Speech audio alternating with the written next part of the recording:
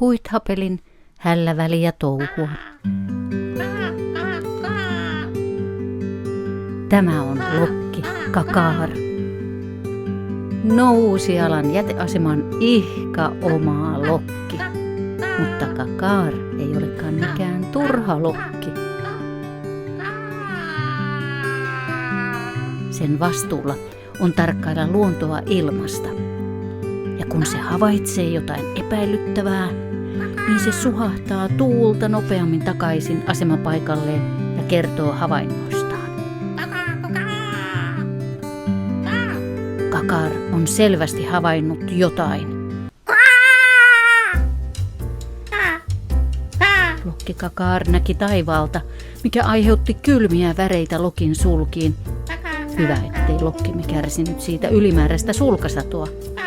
Se näki jonkun oljon rökälemäisen otuksen raahaavan isoa jätesäkkiä selässään ja vetäen samalla roskalaatikkoa.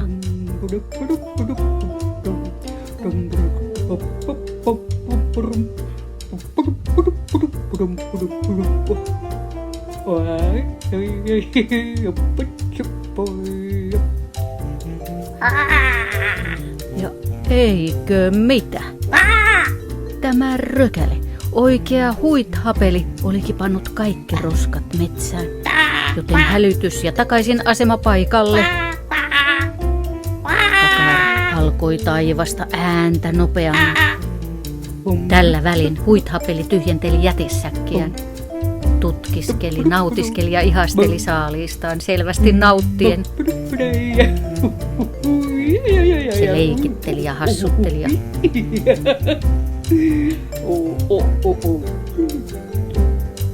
Tapahtuihan siellä jotain outoakin.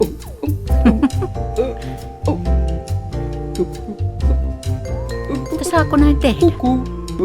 Voihan tuollainen olla kivaa, mutta luulisi huithapelin tietävän, jos kaikki roskat päätyy metsään, niin miten siinä käy? Veikkaan, että ei kovin hyvin. No, tuollainen kyllä väsyttää. Joten roskapesään kuorsaamaan.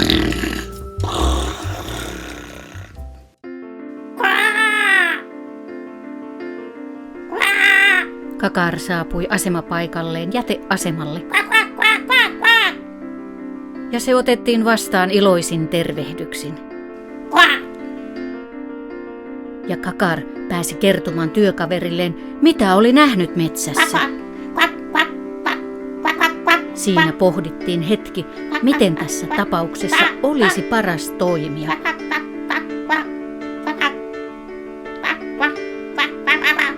Vastaus oli helppo. Kakar suhautti parhaan kaverinsa Lennilampaan ikkunan taakse, kutsuen sitä paikalle. Niin se kertoi Lennillekin, mitä oli nähnyt.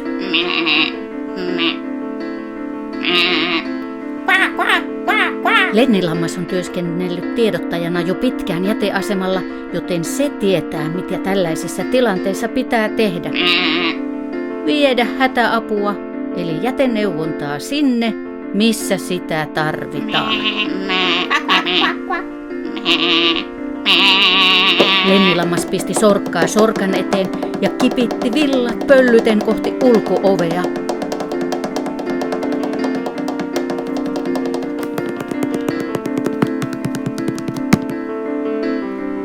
Siellä Kakar jo odotteli kärsimättömänä.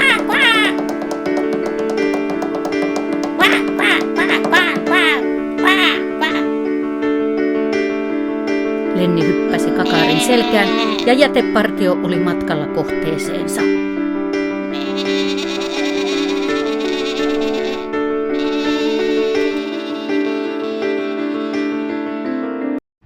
Huithapelin nukkuessa alkoi roskakasa käyttäytymään omituisesti. Pahin oli tapahtunut. Roska-ahntit olivat valloittaneet huithapelin pesän. Ne haluavat omistaa koko metsän. Huithapeli lupasi niille lisää roskia, jos ne antavat sen olla rauhassa. Jätepartio saapui paikalle.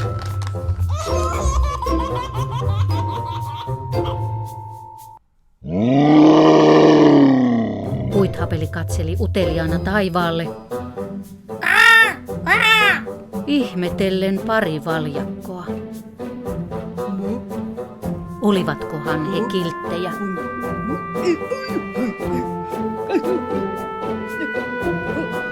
Se kertoi roska-ahmateista epätoivoissaan.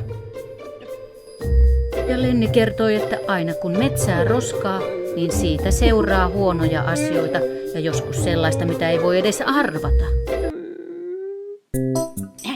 Huithapeli pisti hösseliksi, jotta rohmelot, rähmelöt, kinkolot ja konkelot eivät tule takaisin, niin roskat pitää saada pois ja nopeasti. Ne täytyy viedä sinne, minne ne kuuluukin.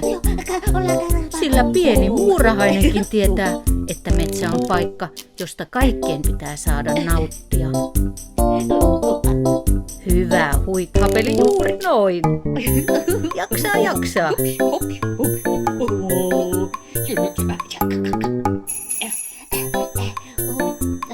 Hyvä.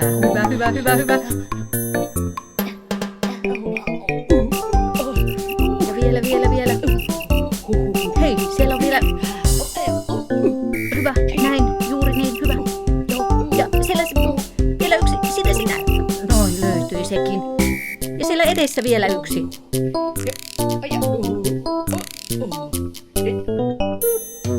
Hyvä. Siellä.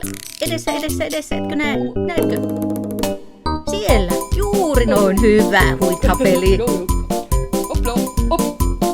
Ja lopputarkastus. Ja niin kolmikko lähti kohti jäteasemaa ja lajittelupistettä, jonne roskat ja jätteet kuuluvat.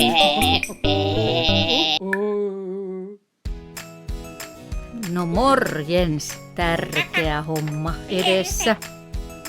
Ja lajittelupisteestä löytyy biojäte, muovi, sekajäte, kartonki, metalli, lasi, paperi ja vaarallinen jäte.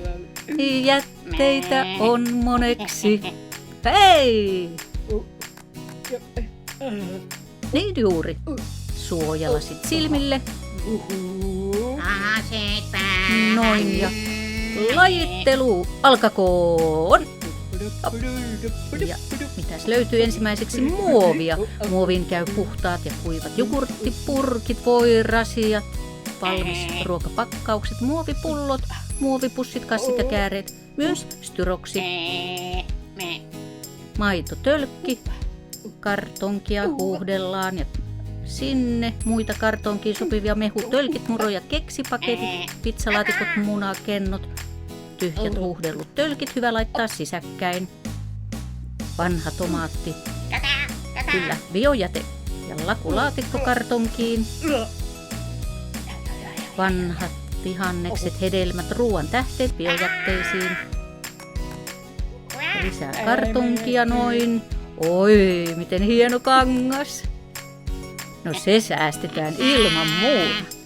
Sipsi, pussi rypistetään ja sekajätteisiin vanha sukka, sekajäte. Lasipurkki aivan, vanha kumihanska, sekajäte ja siinä hieno. Hei, kaunis kangas. Pestään. Ja lasipurkki löytyy, munakenno korjataan, säästetään. Spreipullo, vaarallinen jäte, kuten myös paristot. Kiikarit säästetään. Hieno kangas.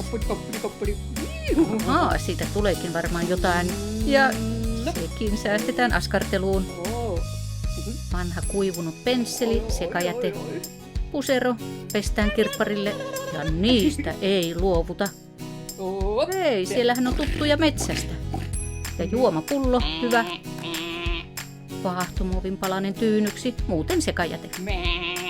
Vanha teepaita, likainen, rikkinäinen, sekajäte metalliin. Jaha, siinä oli vielä korkki metallia, lasiin, paperit, sanomalehdet, mainokset, kirjekuoret. Ja lisää paperia noin. Ja hyvä sadehattu. Ja semmoinen pakkauskartonki, jahas. Ja se on hyvä paita, säästetään. Ja siitäkin tulee varmasti vielä jotain. Noin, valmis. Mutta hei, odottakaas vielä. Haluatteko te nähdä, mitä Huithapeli kaikilla näillä tavaroilla oikein tekee? Tervetuloa Huithapelin ihka uuteen kotiin. Viihtyisää, eikä totta?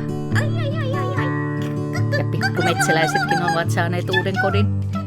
Ja ruskeasta kartongista tuli robottikaveri. Ja sukasta oma heppa. No.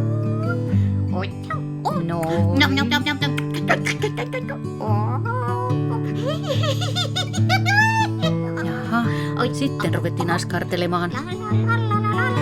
Mitäköhän siitä oikein syntyy? Talouspaperi, rulla ja paperia. Noin. Teipin palanen.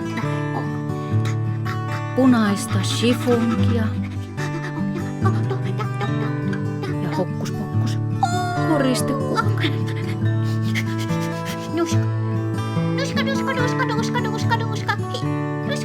Varmasti tuoksuu hyvälle.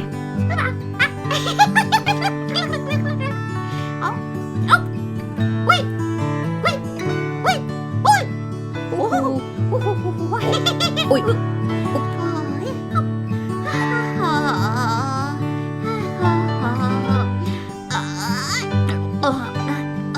Kaiken puuhastelun jälkeen pienet päivätorkut on paikalla.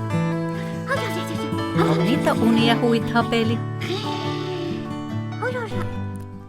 Näin tarinamme päättyi.